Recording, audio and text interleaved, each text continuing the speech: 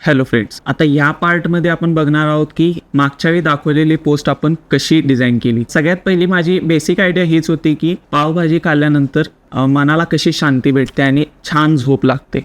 हे तयार करण्यासाठी वेगळे टूल्स वापरले, जसे की ChatGPT आणि कॅनवा, आणि यात काही रेफरन्स इमेजेस पिंटरेस्टवरनं सुद्धा घेण्यात आले. सगळ्यात पहिली स्टेप, हा रेफरन्स इमेज पिंटरेस्टवरनं घेऊन मी प्रॉम्प्ट देऊन ह्या सिंगल माणसाला एका फॅमिलीमध्ये कन्वर्ट केलं आणि ती फॅमिली नंतरनं इंडियन फॅमिलीमध्ये कन्वर्ट केलं.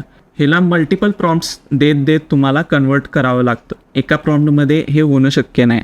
त्याच्यानंतर त्यांच्या एक्सप्रेशनवर काम केलं प्रॉम्प्ट देऊन, आणि त्यानंतर पिंटरेस्टवरनं परत एक पावचा रेफरन्स फोटो घेऊन जी फॅमिली झोपल्या त्यांच्या मागचं जे कुशन आहे त्याला मी पावशी रिप्लेस केलं. त्यांचे पिलो आणि ब्लँकेट जे आहे ते आहे तसेच ठेवले, जेणेकरून ते जरा रिअल फील व्हावं. जर सगळंच तुम्ही पावचं डिझाईन केला तर ते जरा असं आर्टिफिशियल वाटणार. आता त्यानंतर पिंटरेस्टवरनं मी एक ट्रेडिशनल फील यावा असं एक डिझाईन रेफरन्स घेतलं, आणि ते डिझाईन रेफरन्स ChatGPT मध्ये यूज करून फॅमिलीचा फोटो आपण जो आधी बनवलेला तो फोटो ह्या ट्रेडिशनल डिझाईनमध्ये इन्सर्ट केला, आणि जे काही त्या डिशशी रिलेटेड एलिमेंट्स असतील ते मी यूज केलेत, आणि त्या डिशचा ॲक्च्युअल फोटो खूप छोटा ठेवला आहे साईडला, आणि त्या पूर्ण जी इमेज आहे त्याशी रिलेटेड त्याला सूट होईल असं एक वाक्य तिथं मी लिहिलेलं आहे. आणि सगळ्यात शेवटी आपण त्याला एक फायनल टच देतो, ज्यात कंपोजिशन, शॅडोज, बॅकग्राऊंड हे सगळं ॲडजस्ट फाईन ट्युनिंग करून आपल्याला प्रॉपर ही इमेज मिळेल. तर तुम्हाला ही क्रिएटिव्ह थिंकिंग प्रोसेस कशी वाटली मला कमेंटमध्ये नक्की सांगा, आणि तुम्हाला जर असे अजून व्हिडिओज काही बघायचे असतील